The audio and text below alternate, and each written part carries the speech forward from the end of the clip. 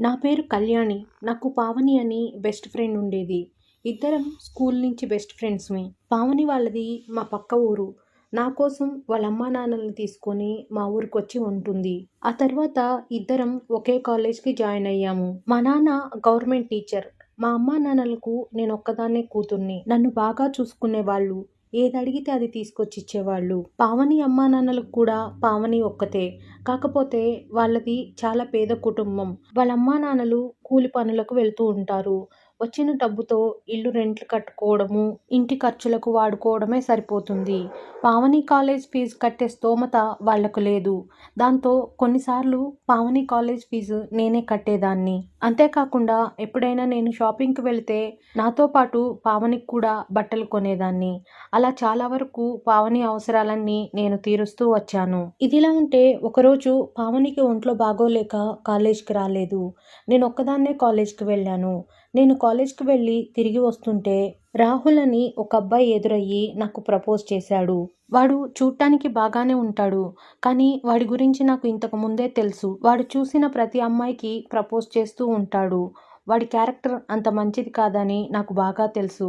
దాంతో వాడు ప్రపోజ్ చేసిన వెంటనే ఇంకోసారి నాకు ఇలా ప్రపోజ్ చేశావంటే మర్యాదగా ఉండదు అని వాడికి వార్నింగ్ ఇచ్చాను. ఆ తర్వాత ఒక నెల రోజులకే వాడు నాకు తెలియకుండా పావనిని ఫాలో అయ్యి పావనికి ప్రపోజ్ చేశాడు. పావని వెంటనే ఒప్పేసుకుంది.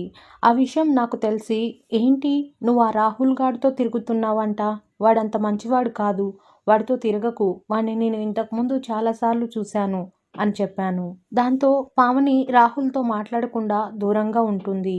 ఒకరోజు పావని వెళ్తుంటే రాహుల్ వెనుకనే వెళ్తాడు. ఏమైంది, ఇన్ని రోజులు బాగానే ఉన్నావు కదా, సడన్గా ఉన్నట్టుండి మాట్లాడడం మానేసావు, ఏమైంది అని అడుగుతాడు. నీ గురించి నా ఫ్రెండు కళ్యాణి చెప్పింది, నువ్వంత మంచివాడివి కాదంట అని పావని అతనితో చెప్తుంది. ఆ మాటకు రాహుల్, ఓసి పిచ్చిదానా, అసలు జరిగింది అది కాదు. నేను నీకు ప్రపోజ్ చేసిన విషయం మీ ఫ్రెండ్‌కు తెలిసి నా దగ్గరకు వచ్చి నాకు ప్రపోజ్ చేసింది. నేను ఆల్రెడీ పావనిని లవ్ చేస్తున్నాను. నిన్ను లవ్ చేయడం కుదరదు అని చెప్పాను. అయినా తను వినుకోకుండా నువ్వు నన్నే లవ్ చేయాలి అంటూ నన్ను బలవంతం చేసింది. నేను ఒప్పుకోకపోయేసరికి ఆమెకు కోపం వచ్చి మన ఇద్దరి మీద కుళ్ళుతో నీకు అలా చెప్పింది అంటాడు. రాహుల్ చెప్పిన మాట నిజమే అనుకొని పావని నమ్మేస్తుంది. ఒకరోజు నేను ఫోన్ చేయగానే పావని రాహుల్తో షాపింగ్లో ఉన్నా అని చెప్తుంది. దాంతో వాళ్ళిద్దరిని వెతుక్కుంటూ నేను షాపింగ్కి వెళ్ళాను. నేను వెళ్ళేసరికి వాళ్ళిద్దరూ చట్టాపట్టాలేసుకొని తిరుగుతూ షాపింగ్ చేసుకుంటూ ఉన్నారు. నేను వెళ్ళగానే నన్ను చూసి, రా కళ్యాణి, చూడు రాహుల్ నా కోసం ఎన్ని కొన్నాడో అని నాకు చూపిస్తూ మురిసిపోతుంది. ఇంతలోనే పావనికి ఫోన్ వస్తుంది. అలా ఫోన్ మాట్లాడుతూ పక్కకు వెళ్తుంది. తను అలా పక్కకు వెళ్ళగానే ఎందుకు ఇదంతా చేస్తున్నావు అని రాహుల్ని అడిగాను. నేను ఇదంతా తన కోసం ఏం చేయడం లేను, నేను నీ కోసం చేస్తున్నాను. నిజానికి నాకు ఆ అమ్మాయి అంటే అంత ఇష్టం లేదు. నా చూపంతా నీ మీదనే ఉంది. ఒక్కసారైనా సరే నిన్ను అనుభవించాలని కోరికతో రగిలిపోతున్నాను. కానీ నువ్వు ఒప్పుకోవడం లేవు. నేను నిన్ను వాడుకోవటం కోసం పావనిని లవ్ చేస్తున్నట్టు నటిస్తున్నాను అని చెప్తాడు.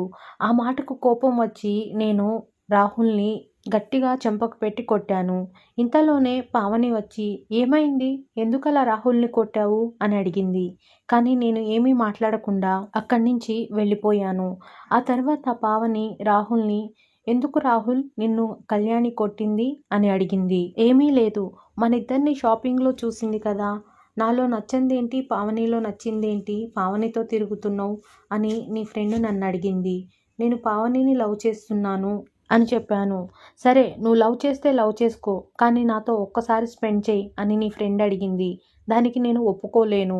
ఆ మాటకు కోపం వచ్చి తను నన్ను కొట్టింది అని అబద్ధం చెప్తాడు. అంతేకాకుండా ఇలాంటి అమ్మాయితోనా నువ్వు ఫ్రెండ్షిప్ చేయడం, అవసరం లేదు, తనతో నువ్వు ఫ్రెండ్షిప్ కట్ చేసుకో, నీకేం కావాలన్నా నేను కొనిస్తాను. ఇక మీదట తనేమిచ్చినా నువ్వు తీసుకోకు. నీకేం కావాలన్నా నన్ను అడుగు, నేను చూసుకుంటాను అని రాహుల్ పావనితో చెప్తాడు. దాంతో ఆ రోజు నుంచి పావని నాతో సరిగా మాట్లాడడం లేదు. నన్ను కలవకుండానే తను ఒక్కతే కాలేజీకి వెళ్ళిపోతుంది. ఇంతకుముందు ఇద్దరం కలిసి కాలేజీకి వెళ్ళేవాళ్ళం. చాలా వరకు నన్ను దూరం పెట్టేసింది. ఇక నేను కొద్ది రోజులు చూసి చూసి, సరే పావని, ఎన్ని రోజులు ఇలా ఇద్దరు తిరుగుతారు, పెళ్లి చేసుకోరా ఏంటి అని అడిగాను. దాంతో పావని రాహుల్ దగ్గరకు వెళ్ళి మనిద్దరం పెళ్ళెప్పుడు చేసుకుందాం అని అడుగుతుంది. పెళ్ళా? ఇప్పుడేంటి పెళ్ళి? కొంచెం టైం తీసుకుందాం, ఇప్పుడంత తొందర ఏంటి అని రాహుల్ అంటాడు. ఆ మాటకు పావని, లేదు మనం ఇప్పుడు పెళ్లి చేసుకోవాల్సిందే, మనిద్దరం లవ్లో ఉన్నాము, నువ్వు సిన్సియర్గా నాతో లవ్లో ఉన్నావు అంటే నా ఫ్రెండ్ కళ్యాణ్ని నమ్మటం లేదు, కనీసం ఈ పెళ్లితోనైనా నువ్వు నిజంగానే నన్ను లవ్ చేస్తున్నావని తనకి అర్థమైపోతుంది, కాబట్టి ఎప్పుడు చేసుకుందాం అని అడుగుతుంది. దాంతో రాహుల్, సరే నేను వచ్చి మీ ఇంట్లో మాట్లాడతానులే అని చెప్తాడు. కానీ పావని వాళ్ళ ఇంట్లో రాహుల్ మాట్లాడడు. ఇంతలోనే ఇదే విషయాన్ని నేను పావని వాళ్ళ ఇంట్లో చెప్పాను. నేను ఎంత చెప్పినా పావని వినడం లేదు అంకుల్, పావని లవ్ చేసే అబ్బాయి అంత మంచివాడు కాదు అని వాళ్ళ అమ్మా నాన్నలతో చెప్పాను. దాంతో పావని అమ్మా నాన్నలు పావనిని తిడతారు. మనమున్న పరిస్థితి ఏంటి, నువ్వు చేస్తున్న ఈ పిచ్చి లెక్కలేంటి అని తిడతారు. ఇక అదే విషయాన్ని పావని రాహుల్తో చెప్తుంది. మా ఇంట్లో మన ఇద్దరి గురించి తెలిసిపోయింది, కళ్యాణి మొత్తం చెప్పేసింది, మా అమ్మా నాన్నలు నన్ను తిడుతున్నారు, నువ్వు వచ్చి వాళ్ళతో మాట్లాడు అని చెప్తుంది. కానీ ఎంత చెప్పినా రాహుల్ మాత్రం పావని ఇంటికి వెళ్ళడు. ఇక పావని అమ్మా నాన్నకు కోపం వచ్చి గొడవ పెట్టుకుందామని రాహుల్ ఇంటికి వెళ్తారు. వాళ్ళని చూసి రాహుల్, రెండంకుల్, నేను మీ అమ్మాయిని ప్రేమిస్తున్నాను, మీ అమ్మాయిని పెళ్లి చేసుకుందాం అనుకుంటున్నాను, ఈ విషయం నేనే వచ్చి మీతో మాట్లాడాలనుకున్నాను, ఇంతలోనే మీరే వచ్చారు అని వాళ్లకు గౌరవిస్తాడు. దాంతో రాహుల్ ఇల్లు వాకిల్ని, రాహుల్ బ్యాక్గ్రౌండ్ని చూసిన వాళ్ళ అమ్మా నాన్నలు, ఈ అబ్బాయి బాగానే ఉన్నాడు చూడటానికి, అంతేకాకుండా బాగా డబ్బు కలిగిన అబ్బాయి, మనం ఎంత వెతికినా కానీ ఇంతకన్నా మంచి సంబంధం తీసుకురాలేము, ఇంత మంచి అబ్బాయి మన అమ్మాయిని చేసుకుంటానంటుంటే ఇంతకన్నా మనకేం కావాలి అని వాళ్ళు కూడా ఒప్పుకుంటారు.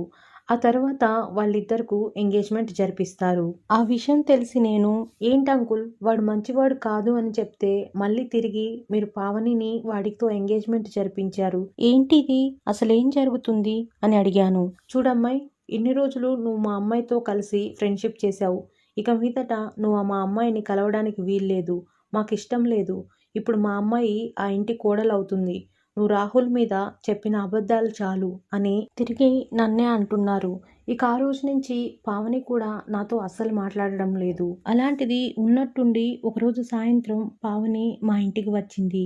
నీతో మాట్లాడాలి, బయటకు వెళదాం పద, ఎలాగో కొద్ది రోజులైతే నేను కూడా పెళ్ళై అత్తగారింటికి వెళ్తాను కదా, అప్పుడు నిన్ను కలవడం కుదరదు, అలా సరదాగా బయటకు వెళదాం పద అని నన్ను తీసుకుని బయటకు వెళ్ళింది. తీరా చూస్తే ఏదో ఒక పాడుబడ్డ ఇంటికి తీసుకెళ్ళింది. అక్కడికి వెళ్ళగానే ఎదురుగా రాహుల్ కనిపించాడు. ఏంటి మాట్లాడాలని ఇక్కడికి తీసుకొచ్చావు, పైగా ఇతనున్నాడేంటి ఇక్కడ, సరే నేను వెళ్ళిపోతున్నా అని నేను కోపంగా తిరిగి వస్తుంటే పావని నా చేయి పట్టుకొని గట్టిగా ఆపింది. ప్లీజ్ పావని, నన్ను ఆపకు, నువ్వు మాట్లాడాలంటే నేను ఇంత దూరం వచ్చాను, ఇతనుంటాడంటే నేను అసలు వచ్చేదాన్నే కాదు, నాకు ఇతన్ని చూడడం కూడా ఇష్టం లేదు, నన్ను వెళ్ళనివ్వు అని చెప్పాను.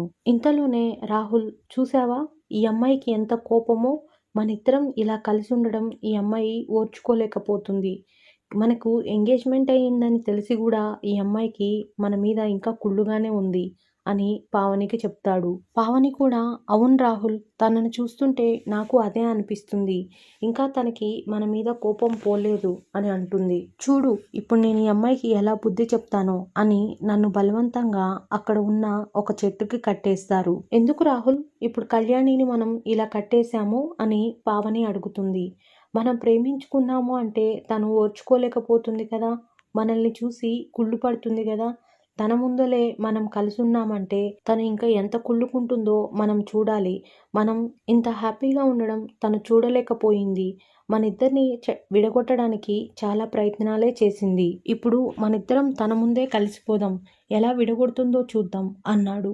ఆ మాటకు పావని, ఏంటి రాహుల్, తన ముందు మనిద్దరం ఎలా కలిసిపోవాలి అని అడుగుతుంది. నువ్వు నన్ను నిజంగానే లవ్ చేస్తున్నావా, నువ్వు నిజంగానే నన్ను లవ్ చేస్తున్నట్లయితే నేను చెప్పినట్టు విను అని రాహుల్ పావనితో అంటాడు. దాంతో పావని కూడా సరే అంటుంది.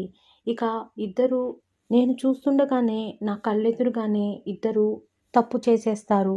ఇక ఆ తర్వాత ఏం జరిగిందనేది నేను మళ్ళీ మీకు నెక్స్ట్ పార్ట్లో వివరిస్తాను. ఇది ఈరోజు స్టోరీ. ఈ స్టోరీ కనుక నచ్చినట్లయితే లైక్ చేయండి, షేర్ చేయండి, కమెంట్ చేయండి. మరిన్ని వీడియోల కోసం ఛానల్ని సబ్స్క్రైబ్ చేసుకోండి.